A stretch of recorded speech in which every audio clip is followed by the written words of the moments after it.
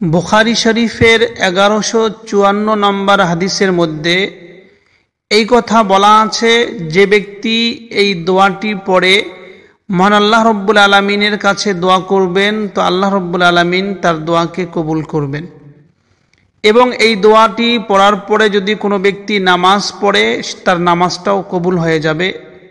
এখানে ভালো করে মনে রাখতে হবে, এই হাদিসটি কিন্তু বুখারী শরীফের হাদিস, এই জন্য এর মধ্যে ভুল ত্রুটির কোনো সন্দেহ নেই, সন্দেহের কোনো অবকাশ নেই।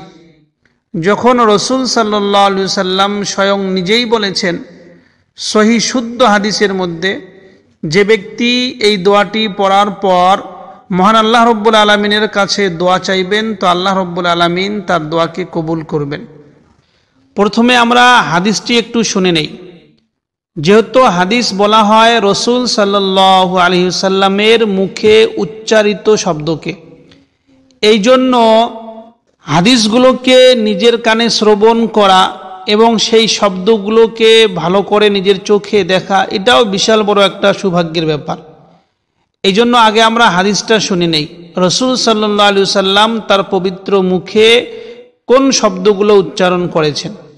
হাদিসের শব্দ হইল, মান তাআরা মিনাল লাইলি ফাকালা লা ইলাহা ইল্লাল্লাহু ওয়াহদাহু লা শারীকা লাহু লাহুল মুলকু ওয়া লাহুল হামদ ওয়া হুয়া আলা কুল্লি শাইইন কাদির আলহামদুলিল্লাহ ওয়া সুবহানাল্লাহ ওয়া লা ইলাহা ইল্লাল্লাহু আল্লাহু আকবার ওয়ালা হাওলা ওয়ালা কুওয়াতা ইল্লা বিল্লাহ। এটা হলো হাদিসের শব্দ। রাসূল সাল্লাল্লাহু আলাইহি সাল্লাম এই শব্দগুলো নিজেই মুখে উচ্চারণ করেছেন। এই হাদিসের অর্থ কি, অর্থগুলো একটু আমরা দেখে নেই। হাদিসটি হযরতে উবাদা ইবনে সামিত রাদিয়াল্লাহু আনহু থেকে বর্ণিত।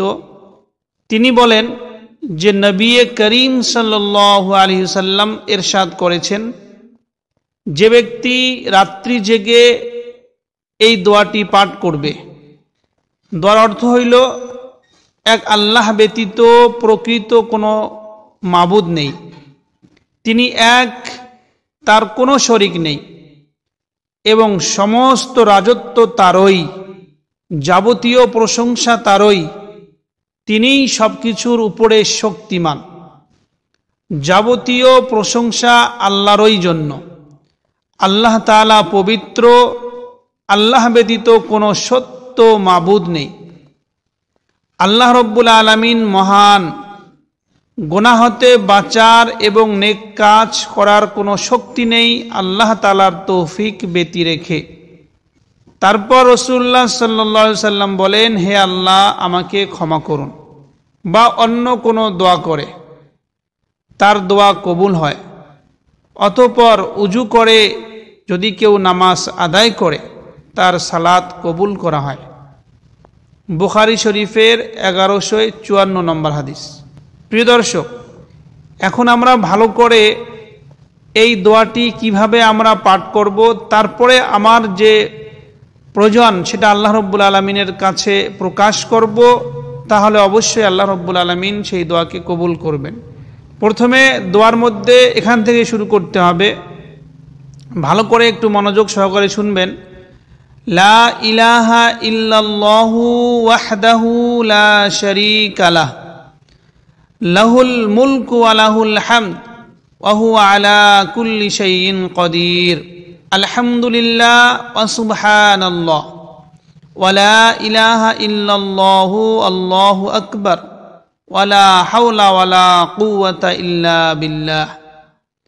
এতটুক দোয়া আমরা ভালো করে মুখস্থ করব, তারপরে আল্লাহ রব্বুল আলামিনের কাছে এই দোয়াটি পাঠ করব এবং হাত তুলে আল্লাহ রব্বুল আলামিনের কাছে আমার নিজের প্রয়োজনকে আল্লাহর কাছে প্রকাশ করব। আল্লাহ রব্বুল আলামিন অবশ্যই কবুল করবেন, কেননা আমাদের প্রিয় নবী সাল্লাল্লাহু আলাইহি ওয়াসাল্লাম তিনি বলেছেন, এই দোয়া পড়ার পরে যদি কোনো ব্যক্তি আল্লাহ রব্বুল আলামিনের কাছে কোনো কিছু চায় তো আল্লাহ রব্বুল আলামিন সেটাকে কবুল করেন।